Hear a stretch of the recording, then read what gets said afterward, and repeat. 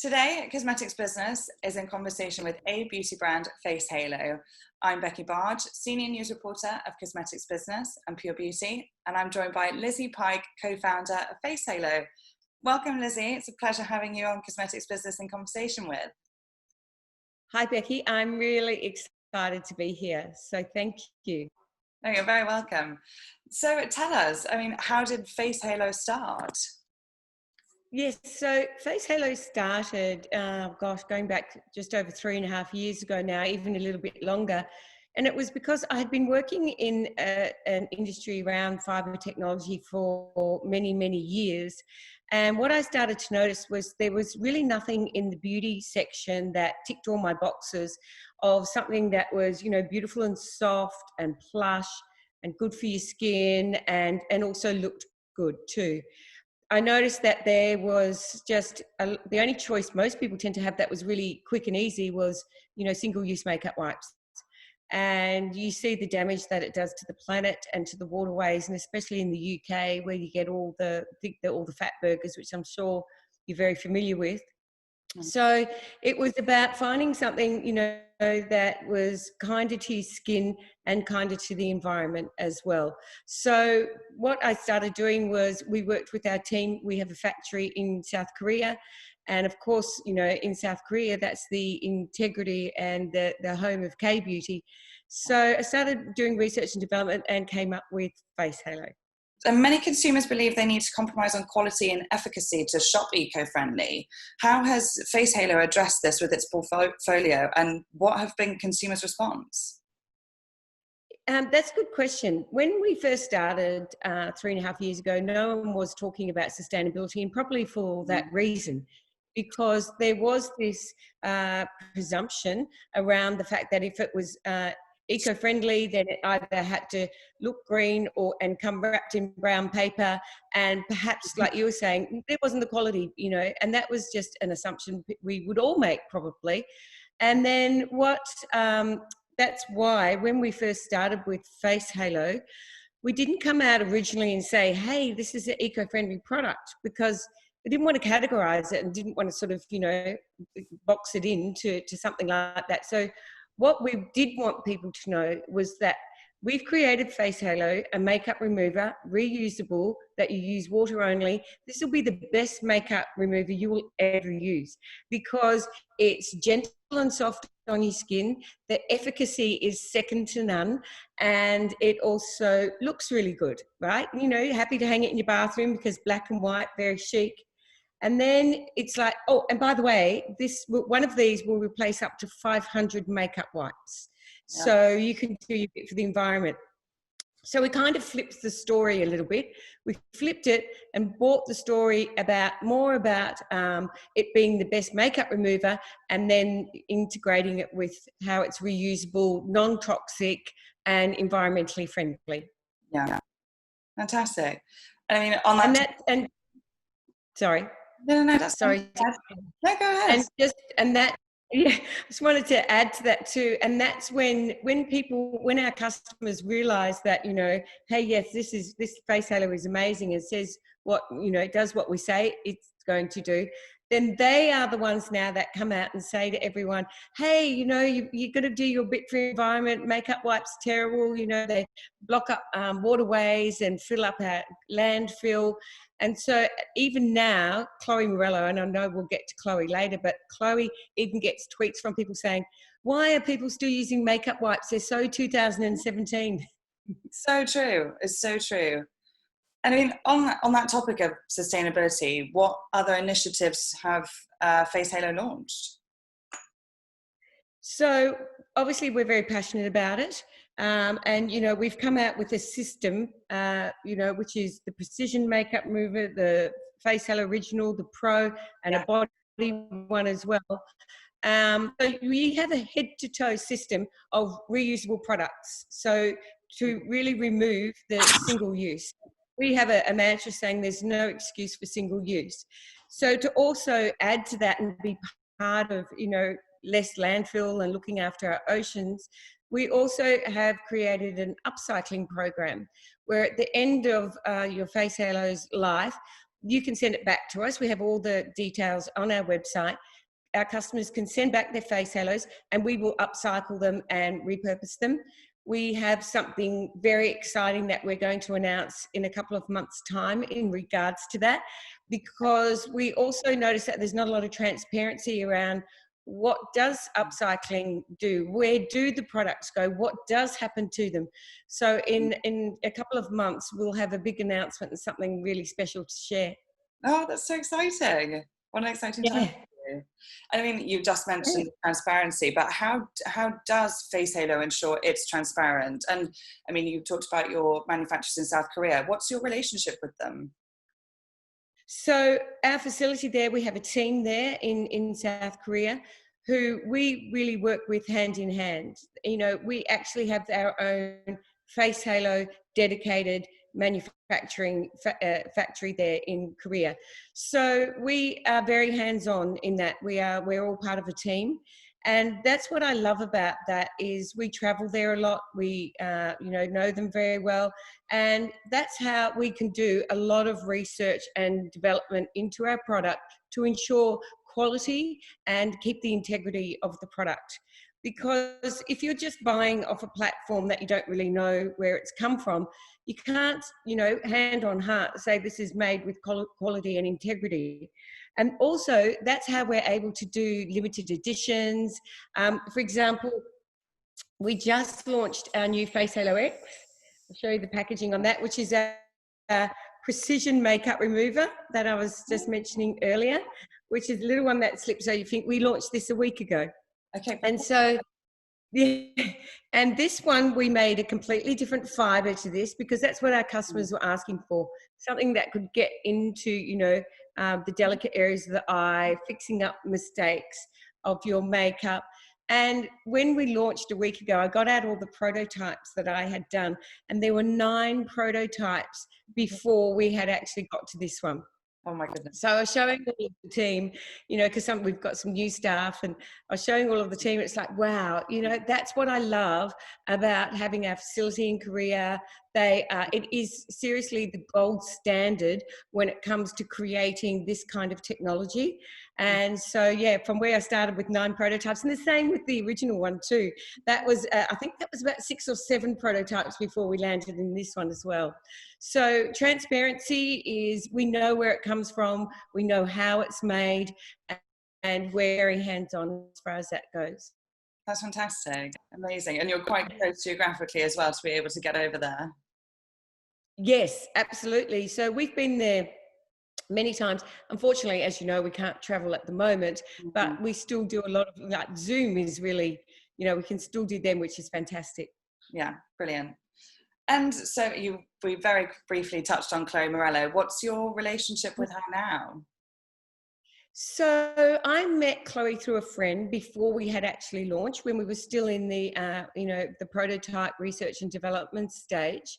Mm-hmm. And I asked her, because I knew she was obviously a makeup vlogger, and I asked her if she would be so kind as to try one. Yeah. So just to get her feedback, because, she's in the industry and expert in her field. So she tried it and was like, oh yeah, that's nice. And she was a bit skeptical, but give me a skeptic any day. I love skeptics because once skeptics try it, they're your biggest, the biggest voice, the biggest sort of, advocate for your brand. If it, because then once they get convinced, they're like, wow, this is so good.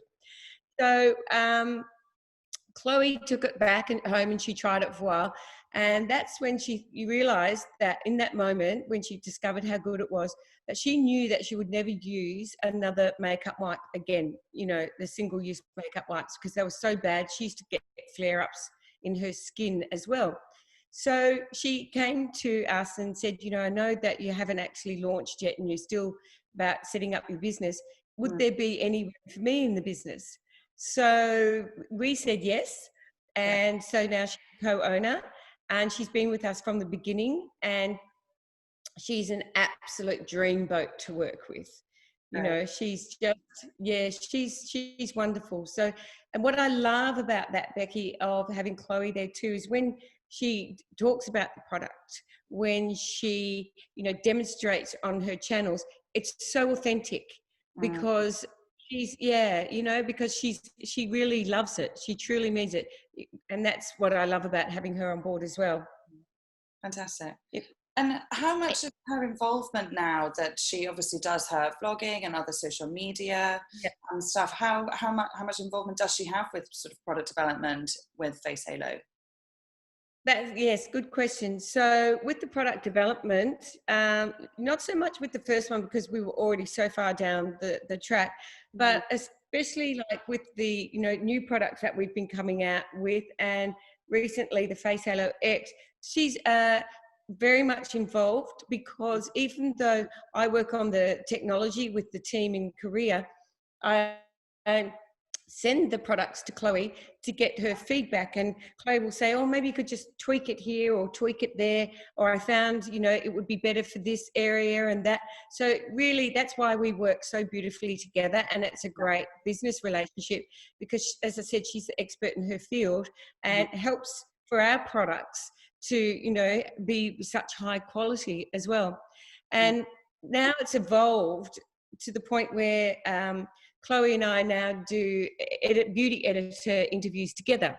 So when we launched this last week, we've just spent the last week talking to beauty editors in Australia and the UK and the US. So we've been having a lot of fun because we can do it via Zoom. She's actually in Los Angeles and I'm in Australia, but we can do it via Zoom. So it's really good. Fantastic. Just keeping up with the time differences. True. I mean, there have been some nights where I've been up till 2 a.m. trying to, yeah, keep up with New York, and it's 2 p.m. there. So that's half the fun. I don't mind. I mean, we talked about Zoom because of coronavirus. You know, I think it's the elephant in the room here. How has Face Halo continued to do business throughout the outbreak, and how have you adapted? Yes, so of course, when it first started, I think the whole world obviously went into shock, and there was so much uncertainty around what does this mean, what's going to happen, where will we end up. Fortunately for Face Halo being a global brand, and that we do run it out of our headquarters are in Western Australia, we do a lot digitally anyway, and we actually do live in a digital world where Zoom is, you know, we do a lot of that. It's e-commerce. However, when we first started, because of the uncertainty, everything, you know, did drop. I think everyone around the world experienced that. And when that happened, of course, a lot of retailers closed their doors, e-commerce went down. We were able to, you know, look at our data and realize that people were still browsing online, but because of the uncertainty, they weren't sure, you know, where to go or what to do. So there was a bit of a pause all round, I think, in the world. And then as people realised that perhaps this is going to be the new normal and perhaps we are going to be in this situation for a while, then e-commerce started to pick up. And one thing I really did notice, and speaking to a lot of people, is that it has, these last 5 months has accelerated how people shop online. And I think what was always going to happen, but perhaps over a 5-year period, has now come into 5 months where there are more people shopping online because they've been forced to shop online. They can't go to the shops, or if they can only go to the shops and get essentials. So anything that they've needed other than that, they've actually gone online and do shopping. So our e-tailers, all their businesses, you know, has increased. E-commerce has increased. But we're also in a very fortunate position of Face Halo where a lot of our retailers are health and beauty. So a lot of them did stay open. So we were able to keep trading in that respect as well. So, but it has been, you know, interesting. But, you know, we were all in this together. And I think on one of the hardest points perhaps in the beginning was the shipping, because what used to take maybe a week of shipping got delayed to 12 months. Oh, sorry, not 12 months, but to a month. I didn't put 12 months. So our shipping would get delayed by a month. However, our e-tailers, e-commerce retailers, everybody was understanding of this because everyone around the world, we were all in the same position.